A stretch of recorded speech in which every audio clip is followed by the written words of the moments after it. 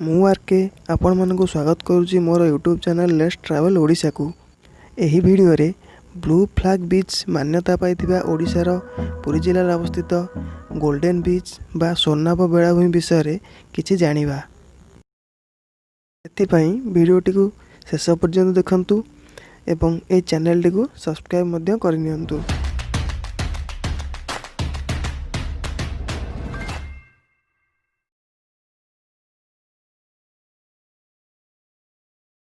Golden beach बा सोनाब बेलाभूमिटी ओडिशार पुरी जिले में अवस्थित। पुरीर श्री जगन्नाथ मंदिर पाखापाखि 2 किलोमीटर दूर में यह बीचटी अवस्थित।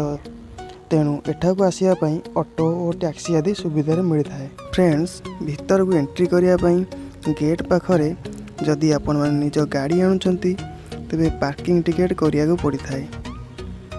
1 ରୁ 2 घंटा पर्यंत बाइक पाई 10 टंका, ऑटो और 4 चकिया जान पाई 20 टंका एवं बड़ गाड़ी पाई 40 टंकार टिकेट करिया पड़ी थाए।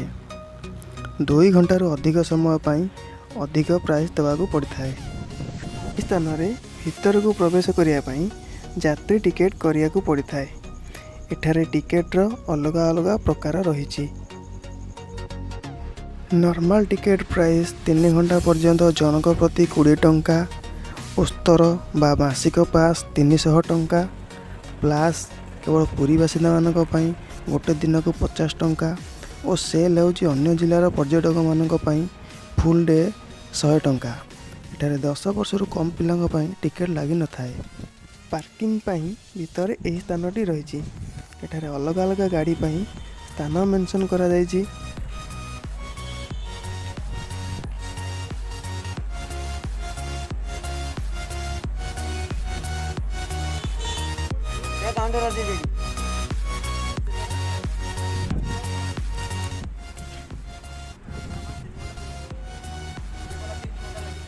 गेट एंट्री पर 2 साइड रे पत्थर रे ओडिशार कारुकार्य चित्रित होईछि।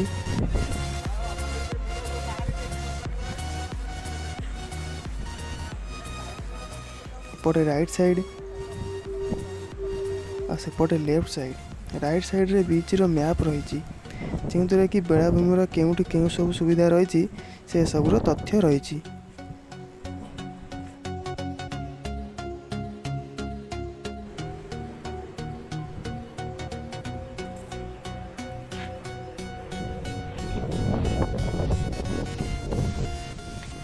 एबे चलंतु आम लेफ्ट साइड आड़े जीवा।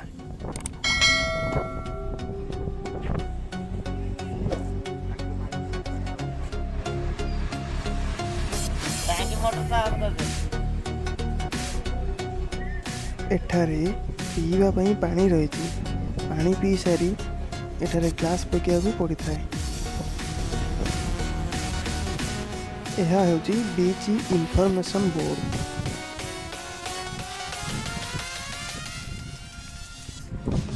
स्थानटी बहुत सुंदर रही। साइड रे फिटनेस सेंटर रही। एठारे पिलां को खेलकूद करने विभिन्न प्रकार खेल उपकरण रही।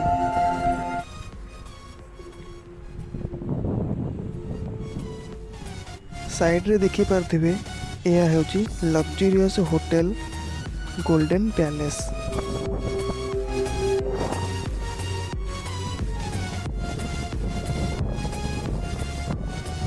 गोवा बीच परी यार डिजाइन करा जायछि।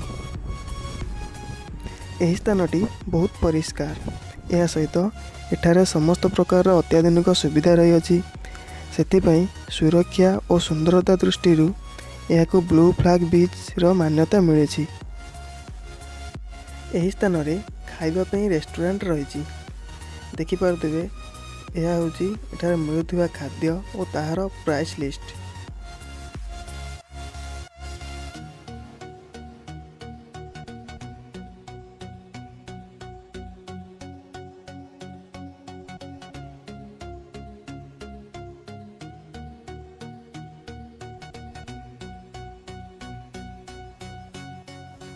एही बीच साइड रे नीलाद्री बीच नाम अन्य एक बीच अवस्थित, जोठारे विश्व प्रसिद्ध बालुका शिल्पी सुदर्शन पट्टनायक बालुका कला देखा मिलता है। ସେହି ବିଚ୍ଟି ବହୁତ ସୁନ୍ଦର ଓ ବହୁତ ପରିଷ୍କାର ମଧ୍ୟ।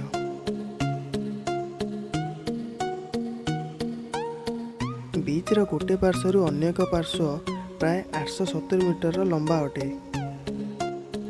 ଏହି ବିଚ୍କୁ ଲାଗି ମହାତ୍ମା ଗାନ୍ଧୀ ପାର୍କ ରହିଛି।